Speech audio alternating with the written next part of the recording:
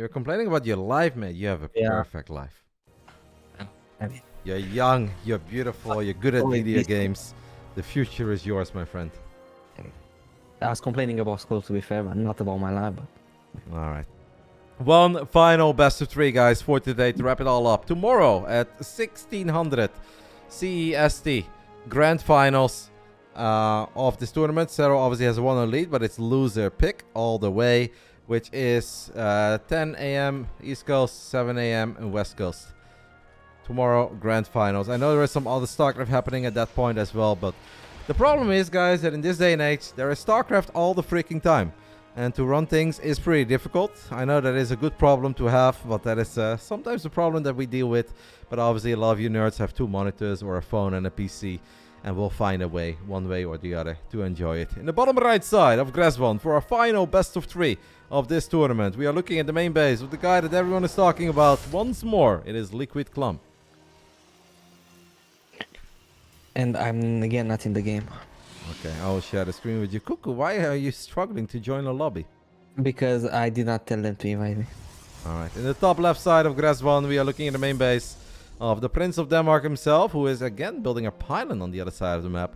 This is Storm Gaming's MaxPax.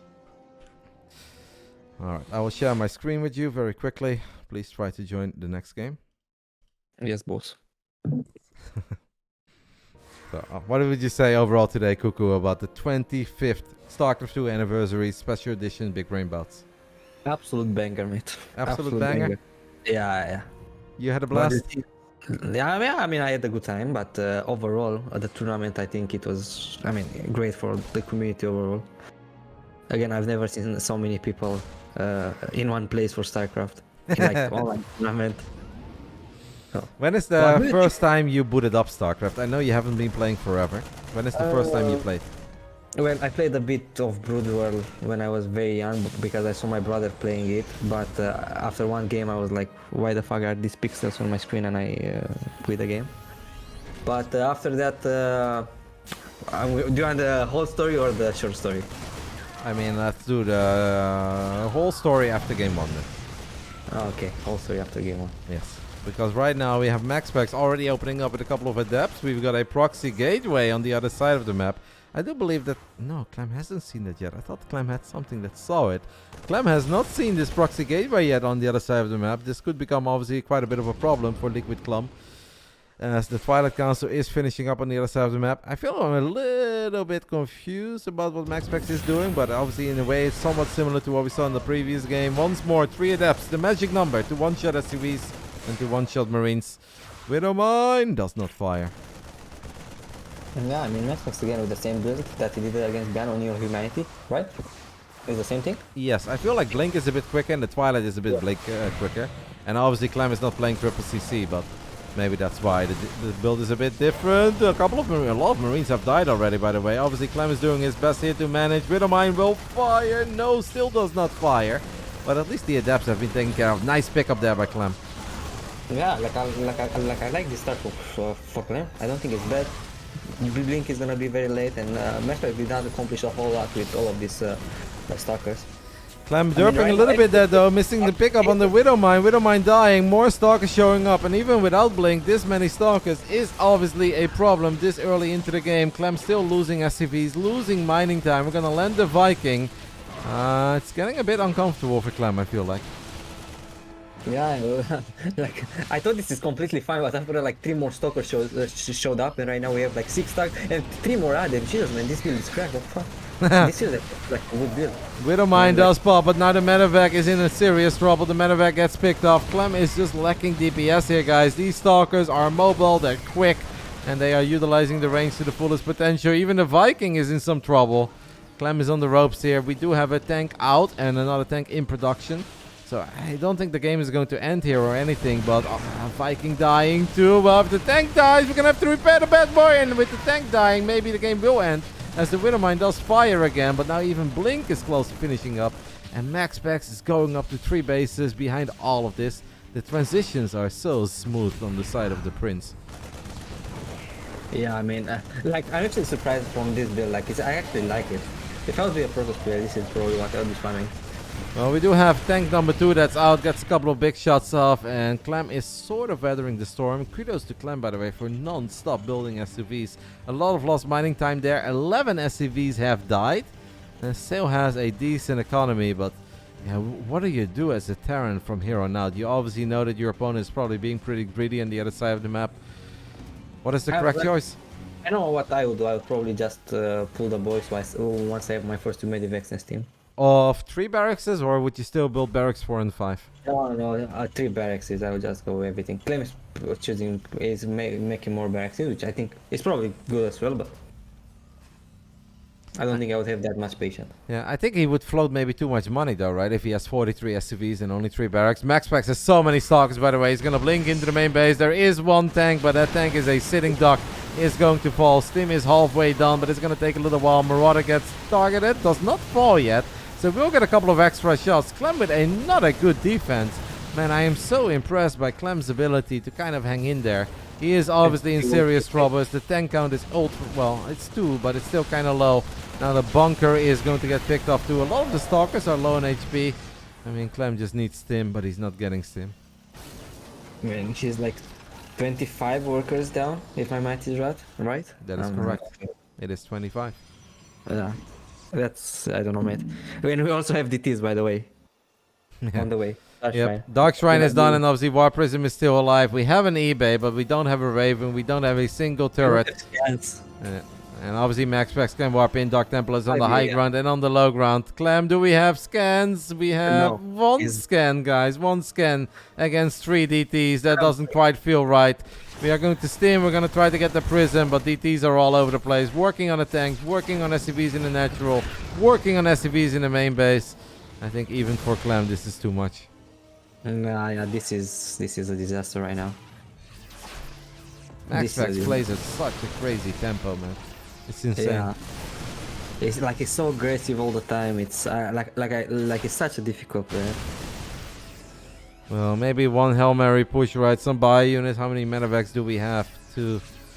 Yeah, I mean, 4 base for MaxPax. I think it's pushing it a little bit here. Pushing it. Yeah, it's like if you see your opponent is not mining from his main base at all, you have a DT slicing down the main base. I don't think we quite need 4 bases, but 51 arm supply against 50. There's an Archon morphing. I mean, this bio arm is so low on HP. We are going to stim. We're going to try to micro, but I think MaxPax is just too far ahead. Yeah, I mean, I don't know, man. I'm watching MaxPax, and to be fair, I think he might be one of the best. I mean, he's definitely one of the best Protoss players that we have right now, but might be the best.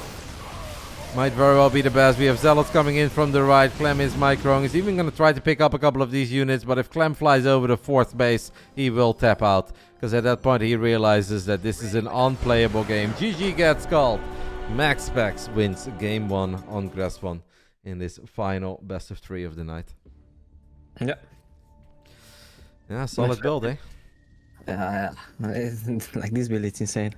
I mean, he did build 2 mines before the tank, so I feel like if you build the tank straight up, probably it's not as good as it felt like. What? I don't know. Difficult. Obviously, Clem can pick the map of game 2. It is a loser pick here, so we'll see what he goes for. I think Babylon. Yeah, probably. Or Dragon Scales, maybe. I will invite you. Are you on Battle.net, by the way, mate? Yeah, I'm on Battle.net, but I think I'm on NA. Wait. Oh my god, they started already. Well, just watch the stream then. I don't want to delay the lobby. It's late. No, don't do that. It's already late. So. Yeah. You're still watching the game, correct? Yeah, I'm still watching. All right. What is your story, mate? Your start of StarCraft 2. Your brother played a bit of Brood War. You saw Brood War. Yeah. You were very young. You didn't really play. Then you continued. No, well, pretty much when I was 15, I think my aunt, she had a PC, like a very old PC from like, I don't know, 2000. It has like 500 megabytes of RAM, you know? Mm-hmm. It was like a very bad PC, and my brother looked up what games we can run on it, and somehow StarCraft 2 ran on it, but with like very low FPS. So this is how I got into StarCraft from that PC, and I started playing StarCraft that time because it was probably one of the few games that we could play on that PC. And yeah, starting playing StarCraft, I liked it. My brother said at that time that he could never believe that I'm gonna spend that much time playing a strategy game when I was like 15. And after that, I kind of wanted to stream, but the PC was so bad. Like I had probably like 40 FPS at the start, and I actually got like Master 3 with that PC, or around that. And after Wow, that, and you've been stuck in Master 3 ever since? yeah, fuck. Even with the new PC, we couldn't break into Master 2 CuKu? Yeah. And after that, I asked my parents to buy me a new PC, but they obviously didn't do that because, yeah. And I had to save money myself to buy myself a new PC so I can stream and play StarCraft at better FPS. And I saved money like 2 years or something like that. Every single Christmas or birthday, I just ask for money so I can buy a new PC. And after 2 years or 3 years of saving money, I could buy the PC that I'm playing with right now. Oh, it's a beautiful story, mate. I love it. I love the passion. Yeah. And are we excited over the future? Definitely I am. Yes. Are we gonna peek in Stormgate, matey? That's the plan. Alright, I love it. Let's go ahead and intro our nerds for potentially the last time today. But I kinda hope, guys, that it goes to the rubber match. Because we got this far. It is almost 2 a.m. But at this point, we may as well continue this glorious day of StarCraft for just a little bit longer. In the bottom right side, the guy that everyone is talking about, we'll let Yona do the intro, who is asleep at this point. It's the one and only Liquid Clem. Liquid Clem. Oh, you put the acceleration, fuck. Yeah, I put Sarah. But you signed it perfect too, mate, don't worry. Oh my god. You can intro the prince if you want. Okay, in the top left corner playing for Sidestorm Gaming, we have MaxPax. I'm definitely, I know it's late and maybe like Clem is a tiny bit sloppy as well because he's been playing for a long time. But I'm so impressed by the way that MaxPax is playing these PvTs. The transitions are just so on point. The multitasking, the micro, the priorities. I'm often blown away when I watch him. And then if I don't get to cast MaxPax for a couple weeks, a month goes by, I cast him again. I'm like, holy smokes, he got even better. But so did Clem, obviously, and I will never count Clem out. I still believe, and especially here on Babylon, with a slightly more normal start, I absolutely do believe that Clem can even things up.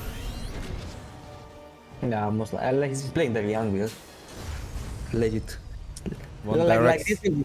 Yeah, but I feel like Clem chose to play this build because MaxPax played very aggressive in past games, so this is a very safe build. Now MaxPax plays Dark Shrine, which I actually think Young build versus DTs is not bad. It's not bad. Okay. But obviously the Young build, you mean one barracks into factory into 2 more barracks, right? Yeah. But he's not doing that. Oh, this is what? This is 2-on-1 or? Yes. Yeah, this is 2-on-1. What? Okay. But I think that's better news for Clem now, because this should allow him to build a Raven, and a Raven is pretty good against the Dark Shrine. Yeah, but well, I said I was liking the Young build a little bit more because usually with Young build you get a Cyclone, and a Cyclone is obviously good to deny the War Prism. And right now he's not gonna have that Cyclone, but maybe. Reaper, But he has a very quick eBay. Reaper sees the War Prism. That's kind of a tell, no? Yeah, he should know about the timing because there's no way this is 4-gate because a 4-gate is not so fast, so it's most likely he just dropped the mule, mate. Fuck. Well, the War Prism is not gonna warp into the main base. E-base done. Clem, are we building turrets, mate? Are the Spidey senses tingling? We are not building. We are building a turret. Still gonna be close. We have 1 scan. Obviously, 1 scan is difficult against a DT in the main and a DT in the natural. Here we go, Clem. It's a War Prism. It has the invisible guy. The invisible guy is going to deny the missile turret. And that is obviously bad news, Bear. We're gonna pull as many SCVs as possible to just make sure we get the turret. But the turret dies, and we only had 1 scan, and that is it. Was this a bit too fast to put? What do you think? Well, he has no scans there. Oh, okay. I thought that he maybe has 1 scan. Oh, freaking Maxus, man. He's so good. He scans the natural. He kills 1 DT, but he loses the turret. I mean, he has no energy for, honestly, at least another 10-12 seconds. Like, it's painful, obviously. Yeah, Maxus is so good, man. MaxPax is so good and will advance into the grand finals of our Basilisk 25th Big Brain Bouts anniversary. But as I mentioned before, that grand finals is going to be played tomorrow at 4 p.m. Central European time, which is 10 a.m. on the East Coast, 7 a.m. on the West Coast. We have made it through a bracket of 230 players, CuKu. Yeah. Hopefully we can. Oh my god, Basilisk will win this up. Let's go, guys. I mean 230. That's actually crazy. It's I don't know. This is the Basilisk effect or something, mate. I feel like everyone got really excited over Basilisk. I am just writing on the BattleNet one more time that everybody knows.